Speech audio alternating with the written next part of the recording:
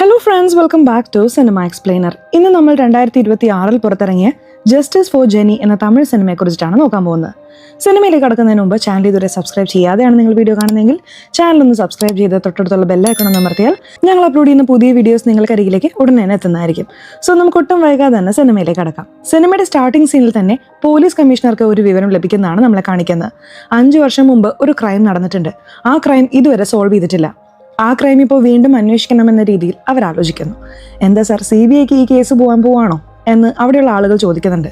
CBIക്ക് ഒന്നും ഈ കേസ് പോകാൻ പോകുന്നില്ല. ഒരു പെൺകുട്ടി ഈ കേസ് വീണ്ടും അന്വേഷിക്കണമെന്ന് പറഞ്ഞ് കേസ് കൊടുത്തിട്ടുണ്ട്. അതുകൊണ്ട് നമ്മളും ഇതിനെക്കുറിച്ച് കുറച്ചൊന്ന് സ്റ്റഡി ചെയ്യണം എന്ന് അദ്ദേഹം പറയുന്നു. ആളുകളും ശരി എന്ന രീതിയിൽ അവിടെ അത് സമ്മതിക്കുന്നു. ഒരു പെൺകുട്ടി കേസ് കൊടുത്തിട്ടുണ്ടെന്ന് പറഞ്ഞില്ലേ, ആ പെൺകുട്ടി കേസ് കൊടുത്തതിനെ കുറിച്ച് ഇപ്പോൾ ന്യൂസിൽ വന്നുകൊണ്ടിരിക്കുകയാണ്. 5 വർഷം മുമ്പ് ജെനി എന്ന പേരുള്ള ഒരാൾ മരിച്ചുപോയി.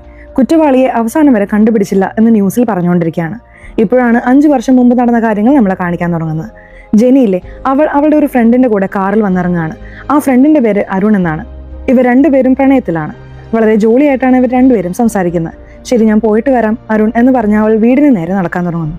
ഇവൾ പോകുന്നതെല്ലാം വാച്ച്മാൻ നോക്കി നിൽക്കുന്നുണ്ട്. ഇപ്പോൾ വീടിനുള്ളിൽ വന്നവൾ കുളി കഴിഞ്ഞ് ഡ്രസ്സ് മാറ്റാമെന്ന് വിചാരിക്കുകയാണ്. പെട്ടെന്ന് ഒരാൾ അവളുടെ മുന്നിൽ വന്ന് നിൽക്കുന്നു. അവളെ അറ്റാക്ക് ചെയ്യുന്നു. അവൻ ആരാണെന്ന് വ്യക്തമായി നമ്മളെ കാണിക്കുന്നില്ല. അറ്റാക്ക് ചെയ്തവൻ അവളോട് അതിക്രമം കാണിക്കുകയാണ്. അറ്റാക്ക് ചെയ്തവൻ ക്രൂരമായി അവളെ കൊന്നു കളഞ്ഞിട്ടുണ്ട്. ആദ്യം SIക്കാണ് വിവരം കിട്ടി ഈ സ്ഥലത്തേക്ക് വരുന്നത്. ബോഡി കാണുന്ന പുള്ളി ശരിക്കും ഷോക്കാവുന്നു. എന്താ ഇത്രത്തോളം ക്രൂരമായി കൊന്നു വെച്ചിരിക്കുന്നത് എന്നൊക്കെ അദ്ദേഹം ആലോചിക്കുന്നുണ്ട്. ഇദ്ദേഹത്തിന് മുകളിൽ ഒരു സീനിയർ ലേഡി ഓഫീസർ ഉണ്ട്. ആ ലേഡിക്ക് വിവരം പാസ് ചെയ്യുന്നു. അതുപോലെ ഈ പെൺകുട്ടിയുടെ അച്ഛൻ പോലീസിലാണ്. അദ്ദേഹത്തെ വിളിക്കാൻ നോക്കുമ്പോൾ വൈഫാണ് കോൾ എടുക്കുന്നത്. ഇപ്പോൾ ആ വൈഫിനോട് നിങ്ങളുടെ മകൾ ജെനി മരിച്ചുപോയി എന്ന വിവരം SI പറയുന്നു. എവിടെയാണെങ്കിലും പെട്ടെന്ന് വാ എന്ന് പറഞ്ഞിട്ട് ആ അമ്മയും ഭർത്താവിനെ വിളിച്ചുകൊണ്ടിരിക്കുകയാണ്. ഇപ്പോൾ അരുണും വാതിലിന്റെ അവിടെ നിന്ന് കരഞ്ഞുകൊണ്ടിരിക്കുകയാണ്. പുള്ളി ഡ്രോപ്പ് ചെയ്തിട്ട് പോകുന്ന പോലെയല്ലേ കാണിച്ചത്. എന്നാൽ തിരിച്ചു പോയവനെ ജെനി വീണ്ടും കോൾ ചെയ്ത് വീട്ടിലേക്ക് വിളിച്ചിട്ടുണ്ട്. ഇവനും അവളെ കാണാനായിട്ട് വന്നതാണ്. ജെനി ഡോറ് തുറന്നിട്ടുണ്ടായിരുന്നില്ല. അതിനുശേഷം താക്കോലൊക്കെ വാങ്ങി ഓപ്പൺ ചെയ്ത് നോക്കുമ്പോഴാണ് അവൾ മരിച്ചു കിടക്കുന്നത് അവൻ കണ്ടത്. ഇതിനെക്കുറിച്ചൊക്കെ കരഞ്ഞുകൊണ്ട് അവിടെയുള്ള SIയോട് അവൻ പറഞ്ഞുകൊണ്ടിരിക്കുകയാണ്. ശരി, വിട് എന്ന രീതിയിൽ SIയും അവനെ ആശ്വസിപ്പിക്കുന്നു. ഇപ്പോൾ ഈ SIക്ക് ചില ഡൗട്ടുകളൊക്കെ വരുന്നുണ്ട്. ഇതിനു മുമ്പ് വേളച്ചേരിയിൽ ഒരു കൊലപാതകം നടന്നിരുന്നു. അവിടെയും ഒരു പെൺകുട്ടിയാണ് വളരെ ക്രൂരമായി കൊല്ലപ്പെട്ടത്. ലൈംഗിക പീഡനത്തിന് ശേഷമാണ് അവളും കൊല്ലപ്പെട്ടത്. ആ കേസ് ഇതുവരെ ഇവർ സോൾവ് ചെയ്തിട്ടില്ല. അതേപോലെ തന്നെയാണ് ഈ കേസ് ഉള്ളത് എന്നൊക്കെ SI സംസാരിക്കുന്നുണ്ട്. ഇദ്ദേഹത്തെ സംബന്ധിച്ച് ഇപ്പോൾ ആ സീനിയർ ലേഡിക്ക് വേണ്ടിയിട്ടാണ് വെയിറ്റ് ചെയ്യുന്നത്. അവരെ ഞാൻ ഇൻസ്പെക്ടർ ലേഡി എന്ന് പറയാം. ഇവർ സംസാരിച്ചുകൊണ്ടിരിക്കുമ്പോൾ തന്നെ കറക്റ്റായി ആ ഇൻസ്പെക്ടർ ലേഡി ഈ സ്ഥലത്തേക്ക് വരുന്നു. സത്യത്തിൽ മരിച്ചുപോയ ജെനിയും ഒരു പോലീസുകാരന്റെ മകളായതുകൊണ്ട് ഈ കേസ് കുറച്ച് സീരിയസ് ആയി മാറുന്നു. ഇപ്പോൾ വന്ന ഈ ഇൻസ്പെക്ടർ ലേഡി ബോഡി കാണാമെന്ന് പറഞ്ഞ് അകത്ത് വന്ന് നോക്കുകയാണ്. എന്താ ഇങ്ങനെ ചെയ്തു വെച്ചിരിക്കുന്നതെന്ന് അവരും ഷോക്കാവുന്നുണ്ട്. ആ പെൺകുട്ടിയെ വീണ്ടും പീഡിപ്പിച്ച് വളരെ ക്രൂരമായിട്ടാണ് കൊന്നിരിക്കുന്നതെന്ന് അവർക്ക് മനസ്സിലാവുന്നു. വേളച്ചേരി ഇൻസിഡന്റും ഇതുപോലെയല്ലേ നടന്നത് എന്ന് അവർ ചോദിക്കുന്നു. അതെ മാഡം, കണ്ട ഉടനെ എനിക്കും അങ്ങനെയാണ് തോന്നിയത് എന്ന് SI പറയുന്നു. അതിൽ തന്നെ നമ്മൾ കുറ്റവാളിയെ കണ്ടുപിടിച്ചിട്ടില്ല. അവനെക്കുറിച്ച് ചെറിയൊരു ക്ലൂ കിട്ടിയാൽ പോലും കണ്ടുപിടിക്കാം. ഈ പ്രാവശ്യമെങ്കിലും എന്തെങ്കിലും ക്ലൂ കിട്ടുമെന്ന് നോക്കാം. ഉടനെ ബോഡി കൊണ്ടുപോകാനുള്ള ഏർപ്പാടുകളൊക്കെ ചെയ്യുക എന്ന് അവർ പറയുന്നു. ശരി, ഓക്കെ എന്ന് SIയും സമ്മതിക്കുന്നു. ഇപ്പോൾ പരിശോധിക്കാനായി ആളുകളൊക്കെ വരികയാണ്. എന്തെങ്കിലും സാമ്പിൾ കിട്ടുമോ എന്നൊക്കെ അവർ ചെക്ക് ചെയ്തുകൊണ്ടിരിക്കുകയാണ്. ശരി, ബോഡി കൊണ്ടുപോകാന്ന് പറഞ്ഞ് അതിനുള്ള പണികളൊക്കെ ചെയ്തുകൊണ്ടിരിക്കുന്നു. ഇപ്പോൾ നമ്മളെ പ്രിയങ്ക എന്ന പേരിലുള്ള ഒരു പെൺകുട്ടിയാണ് കാണിക്കുന്നത്. ഇവർ ജെനിയുടെ ബെസ്റ്റ് ഫ്രണ്ടാണ്. ഇപ്പോൾ ജെനിയുടെ മറ്റ് ഫ്രണ്ട്സൊക്കെ പ്രിയങ്കയോട് ഈ കാര്യം പറഞ്ഞ ഉടനെ അവൾ ഷോക്കാവുന്നു. ഇപ്പോൾ ബോഡി കൊണ്ടുപോകുന്ന സമയത്ത് പ്രിയങ്ക ആ സ്ഥലത്തേക്ക് വരുന്നു.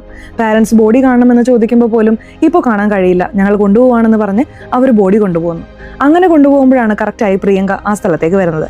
ജെനി മരിച്ചുപോയത് വിശ്വസിക്കാൻ കഴിയാതെ ഫീൽ ചെയ്ത് അവൾ കരഞ്ഞുകൊണ്ടിരിക്കുകയാണ്. ഇപ്പോൾ ഇൻസ്പെക്ടർ ലേഡിയോട് മീഡിയക്കാർ ചോദ്യങ്ങൾക്ക് മേൽ ചോദ്യം ചോദിക്കുന്നു. ഇപ്പോൾ ഒന്നും പറയാൻ കഴിയില്ല, അന്വേഷണം നടന്നുകൊണ്ടിരിക്കുകയാണ്. ഉടനെ തന്നെ ഇതിന് കാരണക്കാരനായവനെ ഞങ്ങൾ അറസ്റ്റ് ചെയ്യും എന്ന് പറഞ്ഞ് അവർ വേഗത്തിൽ ആ സ്ഥലത്തൊന്നും പോകുന്നു. ആ പെൺകുട്ടിയുടെ ബോഡി പോസ്റ്റ്മോർട്ടം ചെയ്ത ഡോക്ടർ ലേഡി ഈ ഇൻസ്പെക്ടർ ലേഡിയോട് സംസാരിക്കാൻ തുടങ്ങുന്നു. വളരെ ക്രൂരമായി അവൻ വീണ്ടും ആളെ പീഡിപ്പിച്ചിട്ടുണ്ട്. ഒരു ഘട്ടത്തിൽ അവൻ ആ പെൺകുട്ടിയെ കൊന്നു. ഇവൾ തടയാൻ ശ്രമിച്ചപ്പോഴാണ് കൊന്നതെന്ന് തോന്നുന്നു. കൊന്ന രീതിയും വളരെ ക്രൂരമാണ് എന്ന് അവർ പറയുന്നു. സെമൻ സാമ്പിൾ ഉണ്ടോ എന്ന് ചോദിക്കുമ്പോൾ ഉണ്ടെന്ന് ഡോക്ടർ ലേഡി പറയുന്നു. അത് വെച്ച് ആരാണെന്ന് കണ്ടുപിടിക്കാൻ കഴിയില്ല. പക്ഷെ ആ സെമൻ ഏത് ബ്ലഡ് ഗ്രൂപ്പിൻ്റെതാണെന്ന് വേണമെങ്കിൽ കണ്ടുപിടിക്കാം. അത് വേണമെങ്കിൽ ഞാൻ പെട്ടെന്ന് കണ്ടുപിടിച്ച് നിങ്ങളോട് പറയാം. അതുവഴി കില്ലറെ നിങ്ങൾക്ക് ഫിൽട്ടർ ചെയ്യാം, പിടിക്കാം എന്നവർ പറയുന്നു. ശരി, പെട്ടെന്ന് തന്നെ ആ കാര്യം ചെയ്യ് എന്ന് ഇൻസ്പെക്ടർ ലേഡിയും പറഞ്ഞിട്ട് പോകുന്നു. ഇപ്പോൾ ജെനിയെ അടക്കം ചെയ്യാനുള്ള കാര്യങ്ങളൊക്കെ നടന്നുകൊണ്ടിരിക്കുകയാണ്. ആ സ്ഥലത്തേക്ക് പ്രിയങ്ക വന്നിട്ടുണ്ട്. ജെനിയുടെ പാരൻസ് പോലീസല്ലേ, അതുപോലെ ഈ പ്രിയങ്കയുടെ പാരൻസും പോലീസിലാണ്. അതിൽ അച്ഛൻ ACP ആണ്. ഇപ്പോൾ മകൾ ആ സ്ഥലത്ത് സങ്കടപ്പെട്ട് നിൽക്കുമ്പോൾ അച്ഛനാണ് കൈപിടിച്ച് അവിടെ നിന്ന് കൂട്ടിക്കൊണ്ടുപോകുന്നത്. ഇപ്പോൾ ജെനിയെ നഷ്ടപ്പെട്ട പാരൻസ് വീട്ടിലിരുന്ന് ഭയങ്കരമായി സങ്കടപ്പെടുകയാണ്. ഈ വശത്ത് പ്രിയങ്ക സങ്കടപ്പെടുന്നു, മറുവശത്ത് പാരൻസും ഫീൽ ചെയ്യുന്നുണ്ട്. ഈ സമയത്താണ് ഇവർ രണ്ടുപേരും തമ്മിലുള്ള സൗഹൃദം എങ്ങനെയാണെന്ന് ഒരു ഫ്ലാഷ് ബാക്കിലൂടെ നമ്മളെ കാണിക്കുന്നത്. രണ്ടുപേരും സ്കൂൾ ടൈം തൊട്ടേ ഒന്നിച്ച് പഠിച്ചവരാണ്. ഇവർ രണ്ടുപേരും നീറ്റ് എക്സാം പോലും ഒരുമിച്ച് എഴുതിയിട്ടുണ്ട്. രണ്ടുപേരും അത് ക്ലിയർ ചെയ്യുമെന്ന വിശ്വാസവും ഉണ്ട്. എന്നാൽ ജെനി എന്താ പറയുന്നതെന്ന് വെച്ചാൽ പ്രൈവറ്റ് കോളേജ് ആണെങ്കിൽ എനിക്ക് പഠിക്കാൻ കഴിയില്ല, കാരണം നിന്റെ അച്ഛൻ്റെ അത്ര സാമ്പത്തികം എൻ്റെ അച്ഛനില്ല എന്ന് അവൾ പറയുന്നു. അതൊന്നും ഒരു പ്രശ്നമല്ല, പഠിച്ചാൽ നമ്മൾ രണ്ടുപേരും ഒരുമിച്ചേ പഠിക്കും, തീർച്ചയായിട്ടും നിനക്കും നല്ല കോളേജിൽ സീറ്റ് കിട്ടുമെന്ന് പ്രിയങ്ക പറയുന്നു.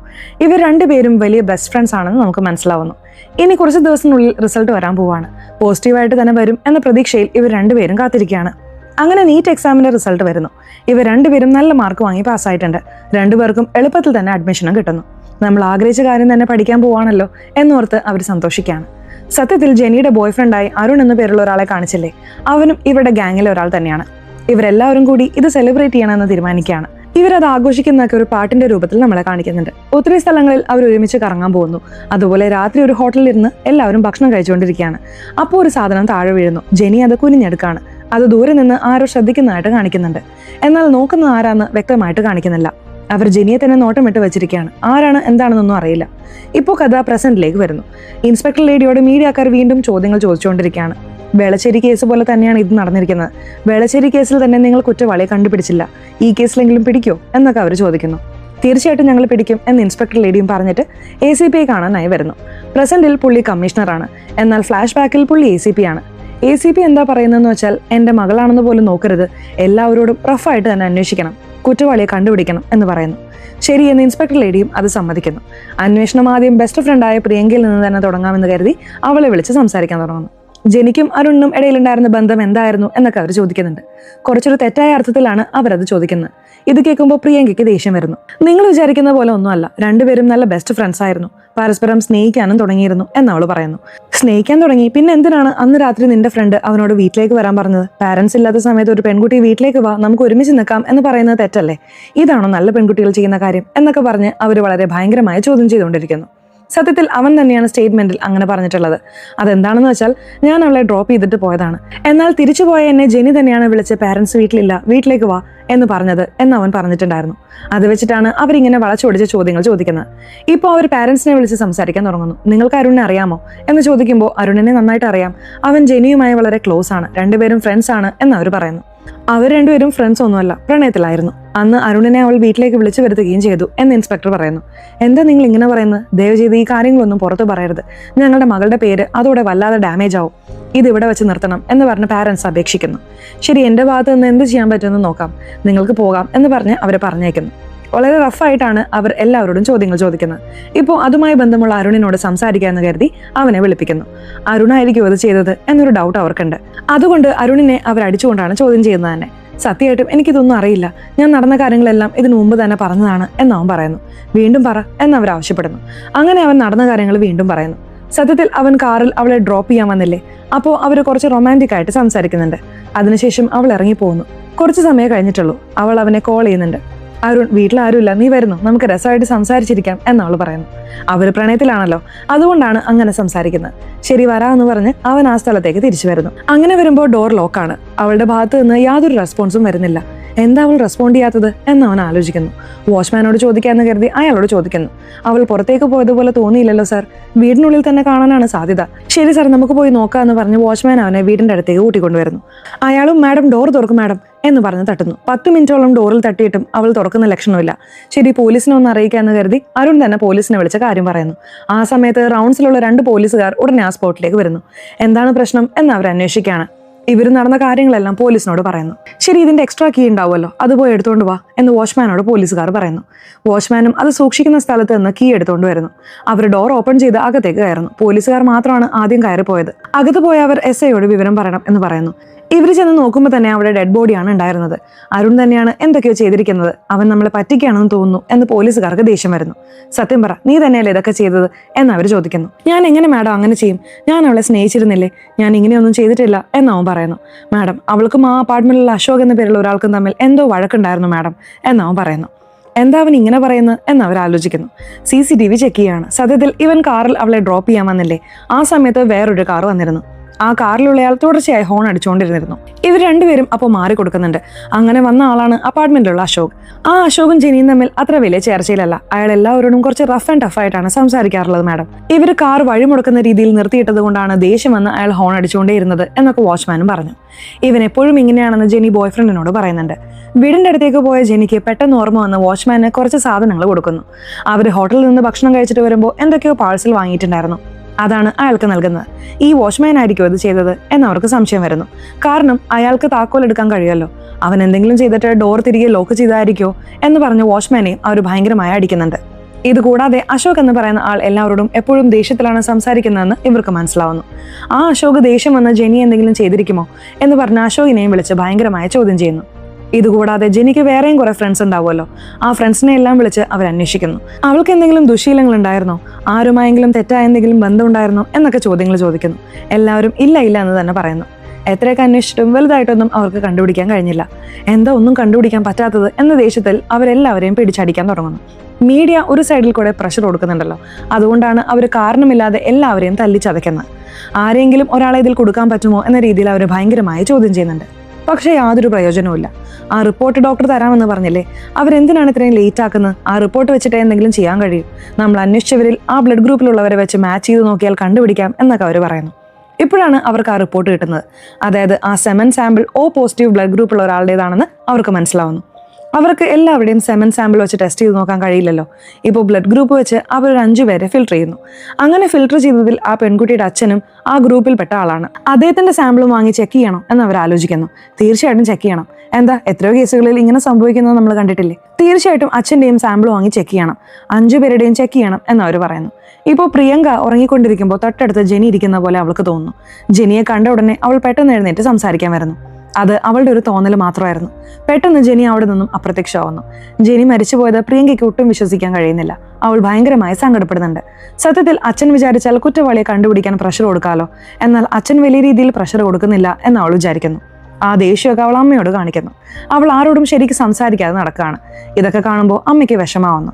ഇപ്പോൾ SIക്ക് ഫോൺ കോൾ വഴി ഒരു വിവരം ലഭിക്കുന്നു. എന്ത് വിവരമാണെന്ന് അറിയില്ല. ഇൻസ്പെക്ടർ ലേഡിയെയും കൂട്ടിക്കൊണ്ട് അദ്ദേഹം ആ സ്പോട്ടിലേക്ക് തിരിക്കുന്നു. കൺസ്ട്രക്ഷൻ സൈറ്റിൽ ജോലി ചെയ്യുന്ന പോലുള്ള ഒരു സ്ത്രീ എന്തോ ഒരു കാര്യം അവരോട് പറയുന്നു. എന്താണ് പറയുന്നത് എന്ന് വ്യക്തമായി നമ്മളെ കാണിക്കുന്നില്ല. പേടിക്കണ്ട, ഞാൻ നോക്കിക്കോളാമെന്ന് ഇൻസ്പെക്ടർ ലേഡി പറയുന്നു. ഈ വിവരം പുറത്തു വരരുത് എന്നൊക്കെ ആ സ്ത്രീ അപേക്ഷിക്കുന്നുണ്ട്. ഇൻസ്പെക്ടർ ലേഡിയും ശരി എന്നത് സമ്മതിക്കുന്നു. പ്രിയങ്ക വീട്ടിലിരുന്ന് സങ്കടപ്പെടുമ്പോൾ ജെനിയുടെ അമ്മ അവിടേക്ക് വരുന്നു. എപ്പോഴും നിന്നെക്കുറിച്ച് തന്നെയായിരുന്നു അവൾ സംസാരിച്ചുകൊണ്ടിരുന്നത് എന്നൊക്കെ അവർ സങ്കടത്തോടെ പറയുന്നു. അവൾ മരിച്ചുപോയത് ഞങ്ങൾക്ക് ഇപ്പോഴും ഉൾക്കൊള്ളാൻ കഴിഞ്ഞിട്ടില്ല. അവൾക്കായി വാങ്ങിയതാണ് ഈ സാധനം. ഇനി ഇത് നീ വെച്ചോ, നീയും എൻ്റെ മകളെ പോലെ തന്നെയല്ലേ എന്ന് പറഞ്ഞ് അവരത് പ്രിയങ്കയ്ക്ക് കൊടുക്കുന്നു. ശരിയെന്ന് പറഞ്ഞ പ്രിയങ്ക അതെല്ലാം വാങ്ങുന്നു. സത്യത്തിൽ ആ നിർമ്മാണ തൊഴിലാളിയിൽ നിന്നും എന്തോ ഒരു വിവരം കിട്ടിയില്ലേ? ആ വിവരത്തിന്റെ അടിസ്ഥാനത്തിൽ ഇവർ വീണ്ടും അന്വേഷിച്ചുകൊണ്ടിരിക്കുകയാണ്. ഓരോരുത്തരെയും വിശദമായി ചെക്ക് ചെയ്യുന്നു. ഹൈറ്റും വെയിറ്റും വെച്ചിട്ടാണ് അവർ ചെക്ക് ചെയ്തുകൊണ്ടിരിക്കുന്നത്. എന്നിരുന്നാലും അതിന് കാരണക്കാരനായവനെ അവർക്ക് കണ്ടുപിടിക്കാൻ കഴിഞ്ഞില്ല. ഇൻസ്പെക്ടർ ലേഡിക്ക് ഭയങ്കരമായി ദേഷ്യം വരുന്നുണ്ട്. അവസാനം വരെയും അവർക്ക് അവനെ കണ്ടുപിടിക്കാൻ കഴിഞ്ഞില്ല. 5 വർഷം കഴിഞ്ഞുപോയി. ഇപ്പോൾ ആ കേസ് ഒരാൾ വീണ്ടും എടുത്തിട്ടുണ്ട് എന്ന് മീഡിയക്കാർ പറയുന്നു. ആരാണ് കേസ് എടുത്തതെന്നാൽ പ്രിയങ്കയാണ്. പ്രിയങ്കയ്ക്ക് ഡോക്ടറാകാൻ പഠിക്കാൻ അവസരം കിട്ടിയിരുന്നതാണ്. എന്നാൽ അത് വേണ്ടെന്ന് വെച്ച് അവളിപ്പോൾ ഒരു ലോയറായി മാറിയിരിക്കുകയാണ്. അവളാണ് ഈ കേസ് വീണ്ടും അന്വേഷിക്കണമെന്ന് പറഞ്ഞ് ഫയൽ ചെയ്തിരിക്കുന്നത്. നിങ്ങളുടെ ഫ്രണ്ട് ജെനിക്ക് നീതി ലഭിക്കുമെന്ന് വിചാരിക്കുന്നുണ്ടോ എന്ന് മീഡിയക്കാർ ചോദിക്കുന്നു. തീർച്ചയായിട്ടും ഞാൻ നേടിക്കൊടുക്കും എന്ന് അവൾ പറയുന്നു. ഇപ്പോൾ പ്രിയങ്കയുടെ പാസ്റ്റ് നമ്മളെ കാണിക്കുന്നു. ഞാൻ ലോയർ ആവാൻ പഠിക്കാൻ പോവുകയാണെന്ന് പറയുമ്പോൾ അമ്മ അതിനെ എതിർക്കുന്നു. നിന്നെ ഒരു ഡോക്ടറായി കാണണം എന്ന് ഞങ്ങൾ എത്രത്തോളം ആഗ്രഹിച്ചിരുന്നു എന്നൊക്കെ അമ്മ പറയാണ്. ഇല്ലമ്മ, എൻ്റെ ഫ്രണ്ടിന് ഇങ്ങനെ സംഭവിക്കാൻ കാരണക്കാരൻ ആരാണെന്ന് എനിക്ക് കണ്ടുപിടിക്കണം. അതിനായി എനിക്ക് ഈ കാര്യം ചെയ്തേ മതിയാവൂ എന്ന് അവൾ പറയുന്നു. നിന്റെ ഇഷ്ടം അതാണെങ്കിൽ ചെയ്തോ, പക്ഷെ പിന്നീട് ഇതിനെക്കുറിച്ച് ഓർത്ത് സങ്കടപ്പെടാതിരുന്നാൽ മതി എന്ന് അച്ഛനും പറയുന്നു. ഞാൻ സങ്കടപ്പെടില്ല എന്ന് പറഞ്ഞ് അവൾ ലോയറായി മാറുന്നു. ഇപ്പോൾ ലോയറായി അവൾ ഈ കേസ് കൊടുത്തുകൊണ്ട് ഇത് വീണ്ടും അന്വേഷിക്കണോ എന്നൊരു തീരുമാനം എടുക്കാനാണ് ആദ്യം കോടതിയിൽ വാദം നടക്കുന്നത്. ജഡ്ജിക്ക് മുന്നിൽ അവൾ അവളുടെ വാദങ്ങൾ അവതരിപ്പിക്കുന്നു. 5 വർഷം മുമ്പാണ് ഇത് നടന്നത്. അവസാനം വരെ കുറ്റവാളിയെ കണ്ടുപിടിച്ചിട്ടില്ല. ജെനിയുടെ കേസ് മാത്രമല്ല, വേളശ്ശേരിയിലും ഇതേപോലൊരു കേസ് നടന്നിരുന്നു. 2 കേസുകളിലെയും പ്രതി ഒരാളാണ്. ആ കുറ്റവാളി ഇപ്പോഴും പുറത്ത് നടക്കുകയാണ്. അവനെ പിടിക്കാൻ വേണ്ടിയിട്ടാണ് ഞാൻ ഈ കേസ് കൊടുത്തിരിക്കുന്നത് എന്ന് അവൾ പറയുന്നു. അവൾ പറയുന്നത് ശരിയാണെന്ന് തോന്നിയത് കൊണ്ട് ജഡ്ജിയും പറയുന്നുണ്ട്, ഞാൻ ഈ കേസ് എടുക്കാം, നിനക്ക് വിസ്തരിക്കേണ്ടവരെ വിസ്തരിച്ചോളൂ എന്ന്. അവൾ ആദ്യം ആ SI ആണ് വിസ്തരിക്കുന്നത്. SIയോട് കുറെ അധികം ചോദ്യങ്ങൾ ചോദിക്കുന്നുണ്ട്. നിങ്ങൾ കേസ് പാതി വഴിയിൽ ഉപേക്ഷിച്ചു, ശരിയായി അന്വേഷിച്ചില്ല എന്നൊക്കെ പറഞ്ഞ് അവൾ ബ്ലെയിം ചെയ്യുന്നു. അല്ല, ഞങ്ങളുടെ ഭാഗത്ത് നിന്ന് എത്രത്തോളം എഫേർട്ട് എടുത്ത് അന്വേഷിക്കാൻ കഴിയോ അത്രത്തോളം ഞങ്ങൾ അന്വേഷിച്ചിരുന്നു എന്ന് SI പറയുന്നു. ഇപ്പോൾ പബ്ലിക് പ്രോസിക്യൂട്ടറും പോലീസിനെ രക്ഷിക്കണം എന്ന് വിചാരിക്കുകയാണ്. അദ്ദേഹം കഴിയുന്നത്ര ശ്രമിച്ചിരുന്നു. നീ എന്തിനാണ് ഇത്തരം ചോദ്യങ്ങൾ ചോദിക്കുന്നത്? കഴിയുന്നത്ര ശ്രമിച്ചിരുന്നെങ്കിൽ കുറ്റവാളിയെ പിടിക്കേണ്ടതായിരുന്നില്ലേ? എത്രയോ കേസുകളിൽ നിങ്ങൾ പ്രതികളെ പിടിക്കാതിരുന്നിട്ടുണ്ട്. എത്രയേറെ കുറ്റവാളികളാണ് ഇപ്പോഴും പുറത്ത് നടക്കുന്നത് എന്നൊക്കെ പറഞ്ഞ് പ്രിയങ്കയ്ക്ക് ദേഷ്യം വരുന്നു. SIയോട് ഒത്തിരി ചോദ്യങ്ങൾ ചോദിച്ചില്ലേ? ഇതിലും പ്രധാനപ്പെട്ടത് ആ ഇൻസ്പെക്ടർ ലേഡിയല്ലേ? അവരോടും സംസാരിക്കണമെന്ന് പറഞ്ഞ് അവരെയും അവിടേക്ക് വിളിച്ചു വരുത്തുന്നു. ഈ ഇൻസ്പെക്ടർ ലേഡി അന്വേഷണം നടത്തുകയാണെന്ന പേരിൽ എല്ലാവരെയും ബുദ്ധിമുട്ടിക്കുക മാത്രമാണ് ചെയ്തത്. സത്യത്തിൽ ജെനിയുടെ പാരന്റ്സിനോട് പോലും അത്തരം ചോദ്യങ്ങൾ ചോദിച്ച് അവർ വിഷമിപ്പിച്ചു. എന്നോടും വളരെ മോശമായ ചോദ്യങ്ങളാണ് അവർ ചോദിച്ചത് എന്നൊക്കെ പ്രിയങ്ക പറയുന്നു. കാരണം അവരെല്ലാവരോടും റഫായിട്ടാണ് സംസാരിച്ചിരുന്നതെന്ന് തുടക്കത്തിൽ തന്നെ നമ്മളെ കാണിച്ചിരുന്നു.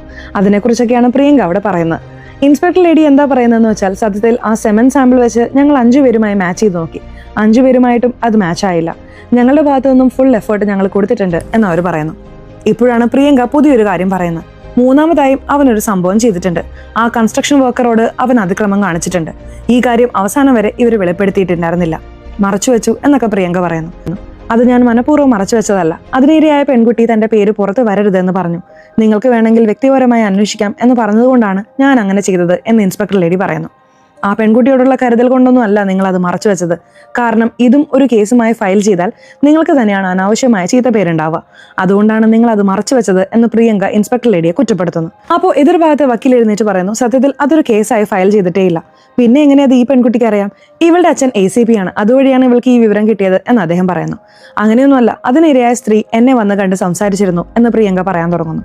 മൂന്നാമതായി ആക്രമിക്കപ്പെട്ട ആ സ്ത്രീ പ്രിയങ്ക ഈ കേസ് ഫയൽ ചെയ്ത ഉടനെ അവളെ വന്ന് കണ്ടിരുന്നു. മാഡം, ആ സംഭവം കഴിഞ്ഞ് കുറച്ച് നാൾ കഴിഞ്ഞപ്പോൾ എനിക്കും ഇങ്ങനെ സംഭവിച്ചു എന്ന് അവൾ തനിക്ക് നേരിട്ട അനുഭവത്തെക്കുറിച്ച് പ്രിയങ്കയോട് പറഞ്ഞു. കഴുത്തിൽ കത്തി വെച്ചിട്ടാണ് അവൻ അവരോട് അതിക്രമം കാണിച്ചത്. അനങ്ങിയാൽ കൊന്നുകളയുമെന്ന് അവൻ പറഞ്ഞു. അവരനങ്ങാതെ നിന്നു. എന്നാൽ അവന്റെ ബോഡി എങ്ങനെയായിരുന്നു, അയാൾക്ക് എത്ര ഹൈറ്റ് ഉണ്ടാവും, താടി വെച്ചിട്ടുണ്ടായിരുന്നു തുടങ്ങിയ എല്ലാ അടയാളങ്ങളും അവർ ഇൻസ്പെക്ടർ ലേഡിയോട് പറഞ്ഞിരുന്നു. ഈ കൺസ്ട്രക്ഷൻ വർക്കർ ആരോടും ഒന്നും പറയേണ്ട എന്ന് തന്നെയാണ് വിചാരിച്ചിരുന്നത്. എന്നാൽ തന്നോട് അതിക്രമം കാണിച്ചവർ തന്നെയാണ് ഇതിനു മുമ്പ് 2 പേരെ കൊലപ്പെടുത്തിയതെന്ന് അവർക്ക് തോന്നി. കാരണം അവൻ തുടർച്ചയായി 2-3 തവണ അവരോട് അതിക്രമം കാണിച്ചിരുന്നു. മറ്റു കേസുകളിലും അങ്ങനെ തന്നെ ആയിരുന്നല്ലോ. അതുകൊണ്ടാണ് അവന്റെ അടയാളങ്ങളായ ഹൈറ്റും വെയിറ്റും താടിയും എല്ലാം അവർ പോലീസുകാരോട് പറഞ്ഞത്. ഇതെല്ലാം അറിഞ്ഞിട്ടും ഈ ഇൻസ്പെക്ടർ ലേഡി അവനെ കണ്ടുപിടിച്ചില്ല. 5 വർഷമായിട്ട് കണ്ടുപിടിക്കാതിരിക്കുകയാണ്. അവൻ ഇനിയും എത്രമാത്രം കുറ്റകൃത്യങ്ങൾ ചെയ്തിട്ടുണ്ടാവും എന്നറിയില്ല എന്ന് പ്രിയങ്ക പറയുന്നു. ആ അടയാളം വെച്ച് ഞാൻ എല്ലാ വണ്ടികളും ചെക്ക് ചെയ്തു. അവനെ പിടിക്കാൻ ഒത്തിരി ശ്രമിച്ചു, പക്ഷെ പിടിക്കാൻ കഴിഞ്ഞില്ല എന്ന് ഇൻസ്പെക്ടർ ലേഡി പറയുന്നു. എന്നാൽ പ്രിയങ്ക പറയുന്നത് എന്താണെന്ന് വെച്ചാൽ, ഇവർ കുറ്റവാളിയെ പിടിക്കാൻ ശ്രമിക്കുന്നതിനേക്കാൾ കൂടുതൽ വേറെ ആരെങ്കിലും കുറ്റവാളിയാക്കി കേസ് അവസാനിപ്പിക്കാമോ എന്നാണ് നോക്കിയത്. കാരണം എന്റെ ഫ്രണ്ട്സിൽ പലരെയും കൊടുക്കാൻ ഇവർ പല കാര്യങ്ങളും ചെയ്തു എന്ന് പറഞ്ഞ പ്രിയങ്ക അവരെ ബ്ലെയിം ചെയ്യുന്നു. എന്താ നിങ്ങൾ ഇങ്ങനെയൊക്കെ ചെയ്തോ എന്ന് ജഡ്ജി ദേഷ്യപ്പെട്ട് ചോദിക്കുന്നു. അപ്പോൾ എതിർഭാഗം ലോയറും ഇൻസ്പെക്ടർ ലേഡിയെ രക്ഷിക്കാൻ വേണ്ടി ചില കാര്യങ്ങളൊക്കെ പറയുന്നു. അവർക്ക് തുടർച്ചയായി വേറെയും ജോലികൾ വന്നുകൊണ്ടിരിക്കും. മറ്റെന്തെങ്കിലും പുതിയ ക്രൈം നടന്നാൽ അത് അവർ അന്വേഷിക്കേണ്ടതല്ലേ. അതുകൊണ്ടാണ് ഈ കേസ് അവർക്ക് സോൾവ് ചെയ്യാൻ കഴിയാതെ പോയത്. ഇതിൽ അവരുടെ ഭാഗത്ത് വലിയ തെറ്റൊന്നുമില്ല എന്ന് വക്കീൽ പറയുന്നു. അതെങ്ങനെയാ സാർ അത്ര നിസ്സാരമായി പറയുന്നത് എന്ന് ജഡ്ജിക്കും ദേഷ്യം വരുന്നു. ജഡ്ജി പറയുന്നുണ്ട്, തീർച്ചയായിട്ടും നിങ്ങൾ ഈ കേസ് വീണ്ടും അന്വേഷിക്കണം. കാരണം ആ കുറ്റവാളി ഇപ്പോഴും വളരെ ഫ്രീ ആയി നടക്കുകയാണ്. അവൻ ആരാണെന്ന് കണ്ടുപിടിക്കണം എന്ന് അവർ പറയുന്നു. ഇൻസ്പെക്ടർ ലേഡിയും അത് ശരിയെന്ന് സമ്മതിക്കുന്നു. ഇപ്പോൾ ഇൻസ്പെക്ടർ ലേഡിക്ക് വീണ്ടും ദേഷ്യം വരുന്നുണ്ട്. കോടതിയിൽ വെച്ച് ആ പെൺകുട്ടി എന്നെ മാനം കളഞ്ഞു. എങ്ങനെയെങ്കിലും ആ കുറ്റവാളിയെ കണ്ടുപിടിച്ചേ മതിയാവും. അവൻ എത്ര ഹൈറ്റ് ഉണ്ടാവും, വെയിറ്റ് ഉണ്ടാവും എന്നിപ്പോൾ അറിയാലോ. അത് വെച്ച് എല്ലാ സംസ്ഥാനങ്ങളിലും അവനെ അന്വേഷിക്കണം എന്ന് അവർ പറയുന്നു. സെമൻ സാമ്പിൾ മാച്ച് ചെയ്ത് നമുക്ക് അവനെ കണ്ടുപിടിക്കാമെന്നും അവർ പറയുന്നു. കമ്മീഷണർ എന്താ പറയുന്നതെന്ന് വെച്ചാൽ, ഈ കേസ് കാരണം പോലീസ് ഡിപ്പാർട്ട്മെന്റിന് തന്നെ വലിയ ചീത്തപ്പേരുണ്ടായിരിക്കുന്നു. അതുതന്നെയാണ് സാർ ഞാനും പറയുന്നത്. നിങ്ങളുടെ മകളോട് നിങ്ങളൊന്ന് സംസാരിച്ച് നോക്ക് എന്ന് ഇൻസ്പെക്ടർ ലേഡി പറയുന്നു. വീട്ടിൽ മാത്രമാണ് ഞങ്ങൾ അച്ഛനും മകളും, അല്ലാതെ 2 പേരുടെയും പ്രൊഫഷൻ വേറെയാണ്. എൻ്റെ പ്രൊഫഷൻ അനുസരിച്ച് എനിക്ക് പ്രവർത്തിക്കാൻ കഴിയൂ.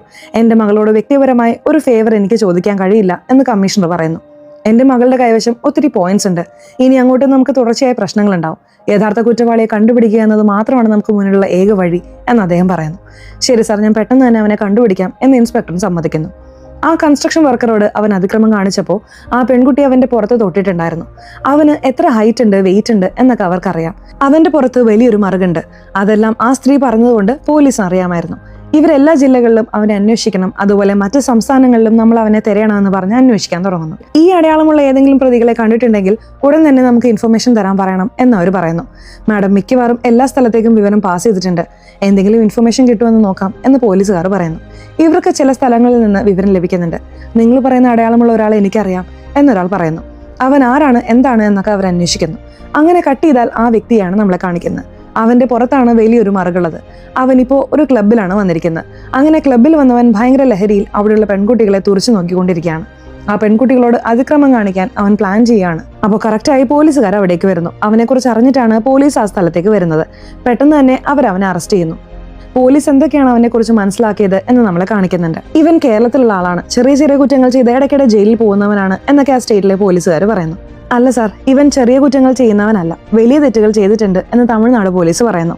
സെമൻ സാമ്പിൾ മാച്ച് ചെയ്ത് നോക്കാമെന്ന് പറഞ്ഞ് അതിനുള്ള കാര്യങ്ങളൊക്കെ അവർ ചെയ്യാൻ തുടങ്ങുന്നു. അങ്ങനെ മാച്ച് ചെയ്ത് നോക്കുമ്പോൾ ഇവനുമായി അത് പക്ക മാച്ച് ആവുന്നുണ്ട്. അതുകൊണ്ട് ഇവൻ തന്നെയാണ് ഇതൊക്കെ ചെയ്തത് എന്ന് അവർക്ക് 100% ഉറപ്പാവുന്നു. ഇവനെ ഇവിടെ നിന്ന് ഞങ്ങൾ കൊണ്ടുപോവാണ് എന്ന് പറഞ്ഞ് ആ സ്റ്റേറ്റ് പോലീസിന്റെ കയ്യിൽ നിന്നും അവർ പെർമിഷനൊക്കെ വാങ്ങുന്നു.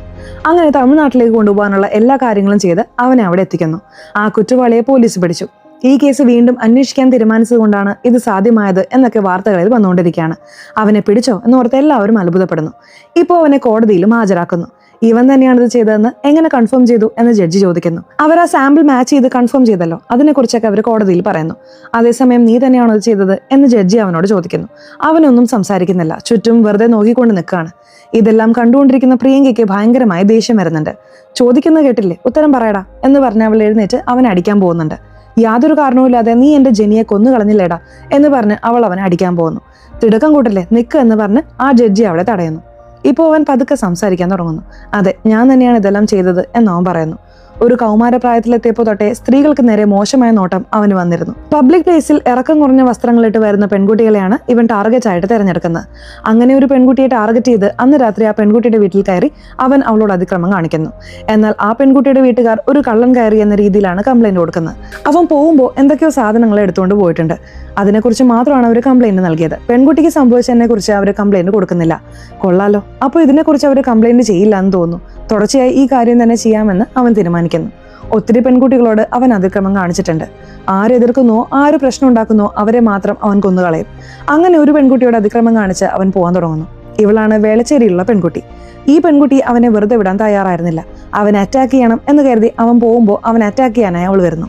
അങ്ങനെ അറ്റാക്ക് ചെയ്യാൻ വരുമ്പോൾ അവനും അത് തടയുന്നു. നീ അടങ്ങിയില്ലല്ലേ എന്ന് പറഞ്ഞ് അവൻ ആ പെൺകുട്ടിയെ ഭയങ്കരമായി അടിക്കുന്നു. ഒരു ഘട്ടത്തിൽ ആ പെൺകുട്ടിയുടെ കഥ അവൻ കഴിക്കുന്നു. കാരണം അവൾ ജീവനോടെ ഉണ്ടെങ്കിൽ തീർച്ചയായിട്ടും നമ്മളെ കണ്ടുപിടിക്കാനുള്ള പണികളൊക്കെ അവൾ ചെയ്യും. ഇവള് മരിക്കുന്നതാണ് നല്ലതെന്ന് കരുതി അവൻ അവളെ കൊന്നുകളയുന്നു. ഇങ്ങനെയാണ് വേളച്ചേരിയിൽ അവൻ ആ കൊലപാതകം ചെയ്തത് എന്ന് നമ്മളെ കാണിക്കുന്നു. ഇതുപോലൊരു തെറ്റ് ചെയ്താൽ അവൻ ഉടനെ ഒരു ചെറിയ തെറ്റ് കൂടി ചെയ്ത് ജയിലിൽ പോകും. കാരണം പോലീസുകാർ പുറത്ത് അന്വേഷിച്ചുകൊണ്ടിരിക്കുകയായിരിക്കുമല്ലോ. ആ സമയത്ത് നമുക്ക് ജയിലിനുള്ളിൽ നിൽക്കാമെന്ന് കരുതി അവൻ ജയിലിലേക്ക് പോകും.